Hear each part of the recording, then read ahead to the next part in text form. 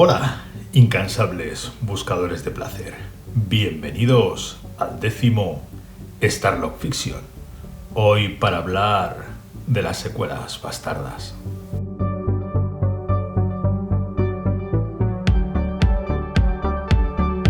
Y es que el término secuelas bastardas no me lo he inventado yo, ni mucho menos.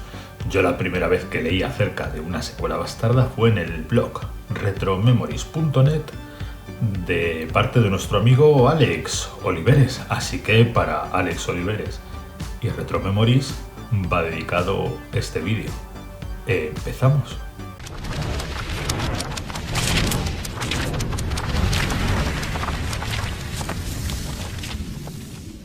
¿Qué es una secuela bastarda? Una secuela bastarda es una película que es secuela de otra que en realidad no es secuela de nada. O bien porque los productores han encontrado un vacío legal y han utilizado un título de una película ya hecha, o bien los productores o los distribuidores, en algún país han encontrado un hueco legal y han utilizado el título de una película, pero evidentemente no es secuela de nada.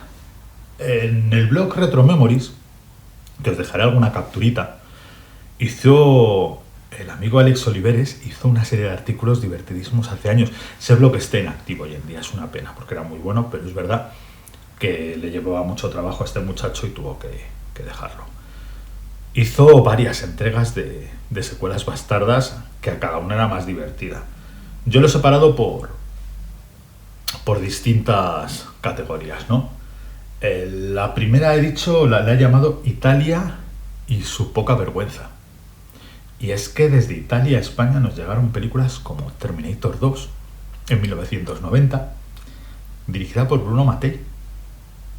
Entonces en los videoclubs españoles apareció Terminator 2 años antes casi de que apareciera el Terminator 2 de James Cameron con Arnold Schwarzenegger.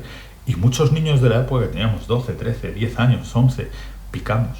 Pero es que apareció Reanimator 2 también en 1990, que era una película dirigida por el actor George Eastman, el de Anthropophagus, que nada tiene que ver. Es casi una película de body horror, ¿no? Este Reanimator 2. Pero es que en 1980 tenemos así el primer ejemplo, o no es el primero, pero de los primeros así gordos, que llega Alien 2, Sulaterra. La película esta en la que los espeleólogos se meten como unas cuevas y se encuentran con unos aliens. La película es súper sangrienta y los aliens está hecho como desde el punto de vista de la cámara, ¿no? Pero es que también en 1980 llegó el Tiburón 3 de Enzo G. Castellari, que aquí en Italia era el último Tiburón, pero aquí en España, que la distribuyó José Frade, la llamó Tiburón 3, una película que en Estados Unidos acabó prohibida por plagio. Pero es que Tiburón Duelo a Muerte de Vincent Dawn, de Bruno Mattei, hay en países que se la llamó Tiburón 5.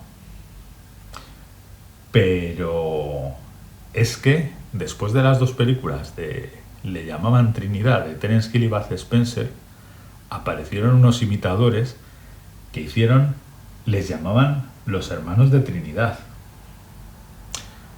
Mad Max provocó toda una serie de... 1997, Rescate en Los Ángeles, provocaron toda una serie de cine de explotación y de tal.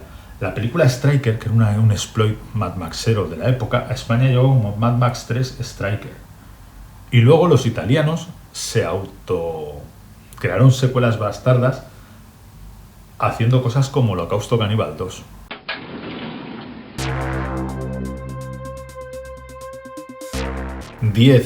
Starlock Fiction prometí al principio de temporada, 10 Starlock Fiction tenéis al final de temporada. Así es, hemos llegado al último programa de esta temporada, último Starlock Fiction. La temporada va a seguir adelante un poquito más, pero este formato panorámico, esta fangovisión, toda esta parafernalia que nos rodea en estos vídeos dedicados a la ciencia ficción y a la fantasía, terminan aquí. ¿Habrá más? Seguramente. La temporada que viene seguramente haya más Starlock Fiction. Nosotros ¿Recordáis el famoso reto de los 1000 suscriptores? Que si llegábamos a 1000 suscriptores haría un sorteo de la revista del segundo número de la Weird Magazine, dedicado a posesiones demoníacas, titulado Hay algo dentro de mí. Pues evidentemente no vamos a conseguir llegar al reto de los 1000 suscriptores, pero sí voy a hacer el sorteo de la revista, de este número 2. Y efectivamente, si para cuando en junio hagamos el sorteo ha salido ya el número 3, también sortearé el número 3. Da igual el número de suscriptores. Así que estad atentos porque muy pronto anunciaré la fecha de ese directo y de ese sorteito y pues eso. A partir de ahora, todos los que queréis participar, me lo vais diciendo en los comentarios y me da igual de dónde estéis, en qué parte del mundo estéis. El año pasado el sorteo que hice por el especial 400 y 500 suscriptores, que regalé el primer número de la Weird Magazine y regalé un libro, pues una de las cosas las tuve que enviar a México. Así que me da igual en qué parte del mundo estéis, porque para llevaros el número 2 y el número 3 de la Weird Magazine podéis participar desde cualquier sitio del mundo. Así que sois todos bienvenidos y da igual desde donde estéis, el número de suscriptores, el sorteo se hará. Estad atentos que muy pronto anunciaré la fecha. Con las secuelas bastardas seguimos en Italia, pero ahora nos vamos a otra categoría. Si antes hemos hablado de Italia y su poca vergüenza con los distribuidores en el resto del mundo, ahora vamos a hablar de Italia y sus sagas inventadas. Veréis, Evil Dead, Posesión Infernal y Evil Dead 2, Terroríficamente Muertos, en Italia se llamaron La Casa y La Casa 2. Bueno, pues de golpe en 1988 apareció la película La Casa 3. Una película que en Estados Unidos se distribuyó con un título llamado Ghost House, pero en Italia la llamaron La Casa 3 e intentaron colarla como una secuela de Evil Dead. Pero es que tuvo una siguiente película, La Casa 4, en la que participaban Linda Blair y David Hasselhoff. Pero es que hubo una Casa 5. Pero es que la cosa se fue más allá. En 1985 y 1988 y 1989 tuvimos las películas estadounidenses House, una casa alucinante, House 2, aún más alucinante, y House 3, que en Estados Unidos era The Last Show, ¿no? No me recuerdo cómo se llamaba. Bueno, el caso es que House 7 fue como se estrenó House 3 en Italia, con lo cual, de golpe, la saga House, la saga Posesión Infernal y toda esta saga La Casa italiana, en Italia están unidas. Pero es que en 1978 George Romero estrena Zombie, el regreso de los muertos vivientes, que en Italia se llamó Zombie. Bueno, pues ahí sí que yo creo que es el primer ejemplo. Antes os he hablado de Alien 2.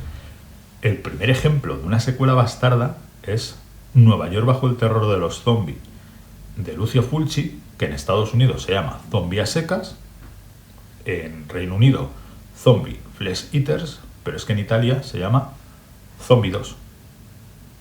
Pero es que en 1988 apareció Zombie 3, dirigida también por Fulci, un poquito, en realidad era una película de Bruno Mattei y de su socio, de Claudio Fragasso, que también había hecho La Casa 5. Estos eran unos sinvergüenzas.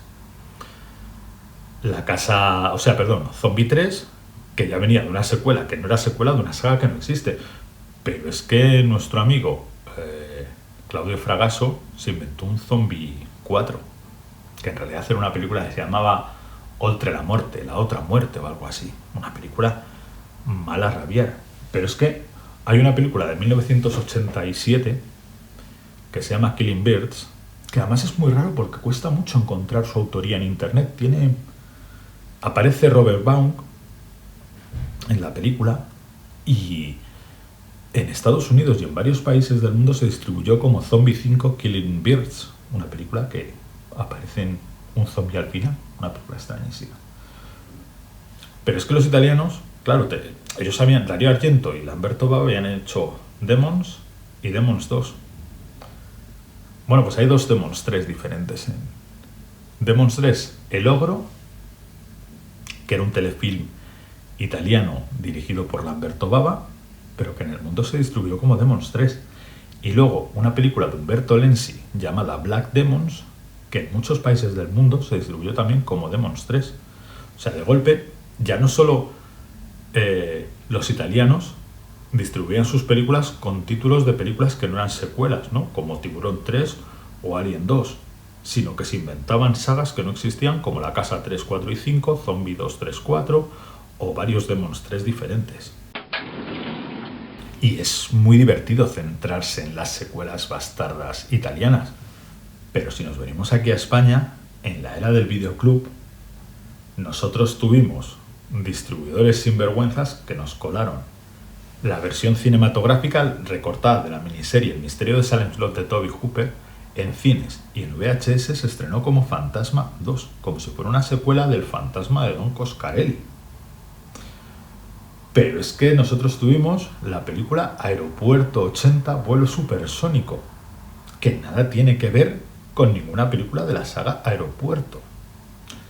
Pero es que tuvimos una película llamada Psicosis 2, que nada tiene que ver con el Psicosis 2 que protagonizó Anthony Perkins, que escribió Tom Holland y que es una secuela de verdad del auténtico clásico de Alfred Hitchcock. Pero es que tuvimos Una noche de los muertos vivientes 2. Pero es que tuvimos Viernes 13, puntos suspensivos, David. Pero es que tuvimos un Deliverance 2, Rituals. Nada tenían que ver con las películas originales. Simplemente eran los distribuidores españoles que aprovechaban títulos de éxitos de películas de Hollywood.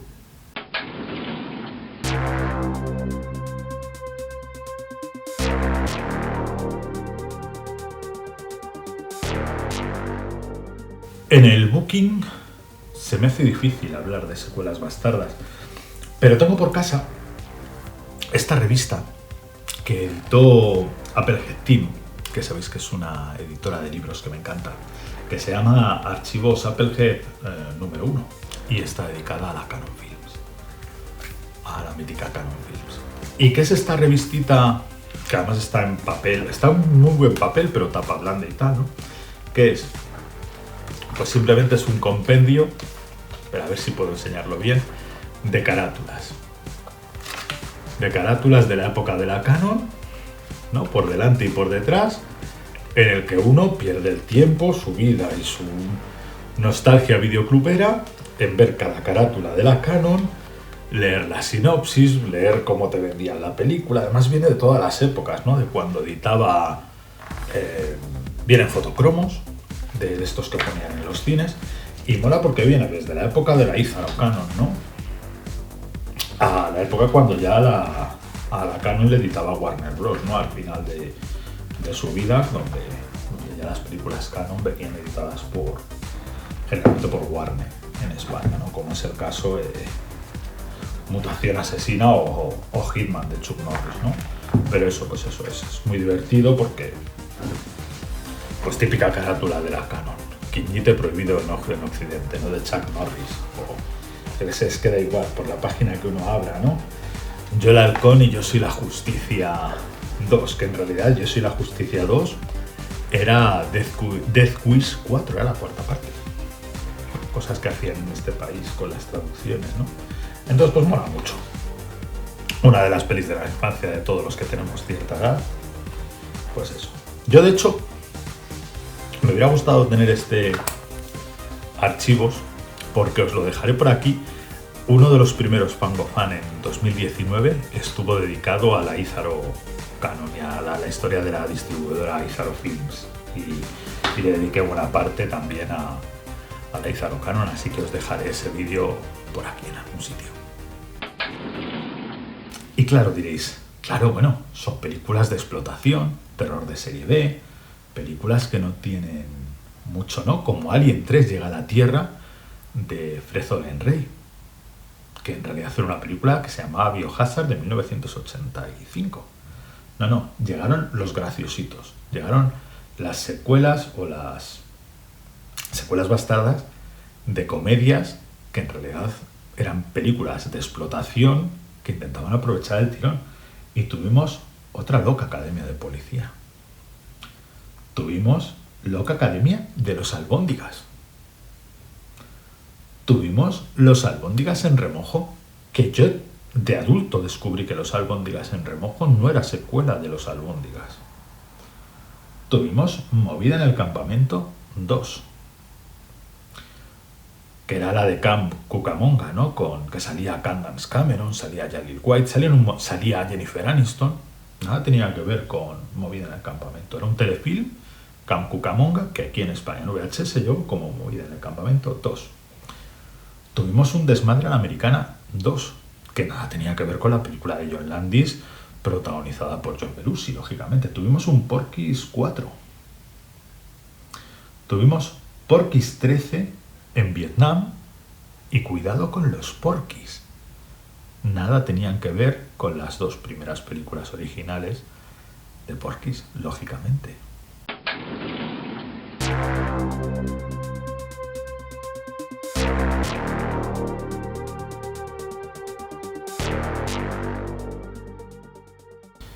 Aunque las secuelas bastardas italianas inundaban las estanterías de los videoclubs en VHS, con el tiempo se han vuelto películas de culto y han aparecido editadas en HD. Así que nuestro videolog de hoy está dedicada a Terminator 2, Shocking Dark, de Vincent Dawn, Bruno Mattei. Esta película que se rueda como Shocking Dark, pero que la distribuyen en Europa como Terminator 2, en Estados Unidos como Alienator, que ya sabéis que ya os he comentado que más que una copia de Terminator es una copia de Aliens: El regreso de Baratillo. En Venecia apareció editada en España en Blu-ray, en esta edición un poquillo de lo que llamamos muchas veces ediciones piratas. Llamamos ediciones piratas a ediciones de Resen y distribuidoras de este estilo, que en realidad se aprovechan de cierto vacío legal para distribuir películas pues que aquí no tienen derechos. Yo siempre digo lo mismo, quizá no sea la edición más perfecta que hay, el disco sí está muy bien, pero para una persona que le encanta esta película al menos es una manera de tenerlo en la estantería y de vez en cuando poder ver esta joya. Pero claro, sí que salen ediciones totalmente licenciadas y legales, como Reanimator 2 o Metamorfosis de George Eastman, la película que dirigió el actor George Eastman.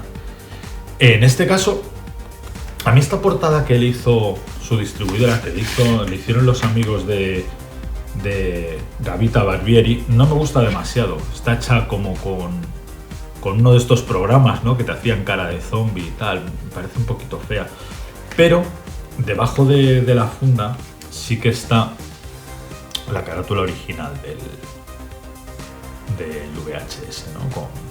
Con esto que sí que efectivamente a mí de crío me la colaron y sí que pensaba que era una secuela real de Terminator. Pues eso, esta edición sí que es legal, sí que está totalmente licenciada, sí que también es muy sencillita en realidad, ¿eh? O sea, no, pero bueno, ya os digo que esta sí que se ve de maravilla, La otra también, pero esta sí que es una edición licenciada. Así que hoy en día esto es una muestra de alguna secuela bastarda que tengo yo en mi estantería en HD en Blu-ray.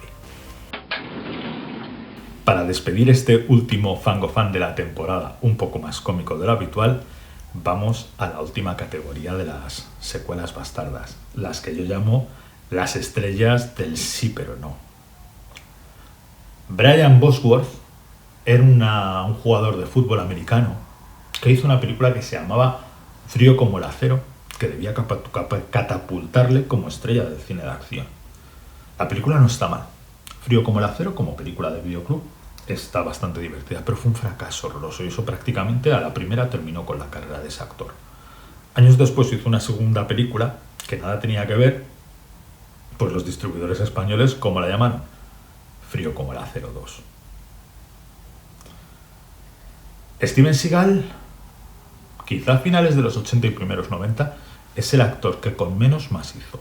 Hizo 3-4 primeras películas que siendo un actor tan limitado y con presupuestos pequeños, ¿no? Con películas como Por encima de la ley, Difícil de matar y tal, se convierte en una estrella y hace una película muy grande, hace Alerta Máxima, que le convierte en una estrella, un actor, repito, tan limitado. Alerta Máxima llega a los Oscars. Alerta Máxima es una de las pelis más taquilleras en 1993.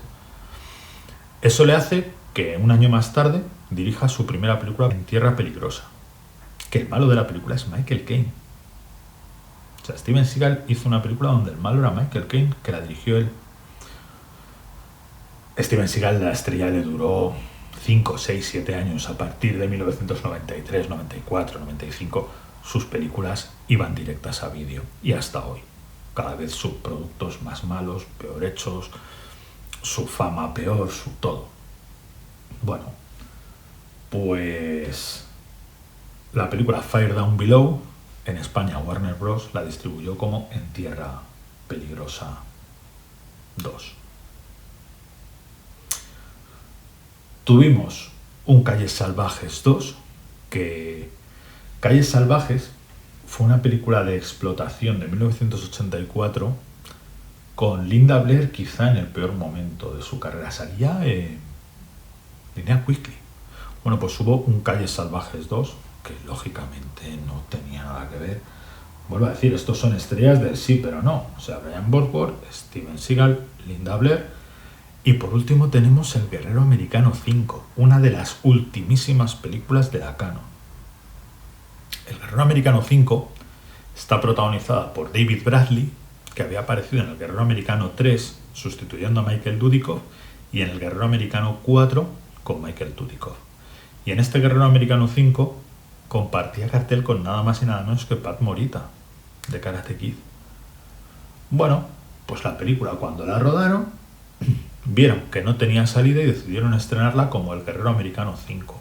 Evidentemente, esta además es una falsa secuela o una secuela bastarda que viene directamente ya no de los distribuidores con poca vergüenza, ya no de los de los propios productores que o vendían la película con un título conocido o era invendible. El Guerrero Americano 5 es el epílogo de la triste historia de una de mis productoras favoritas, como es la Cannon Films. Pues hemos llegado al final, incansables buscadores de placer, al final de este vídeo.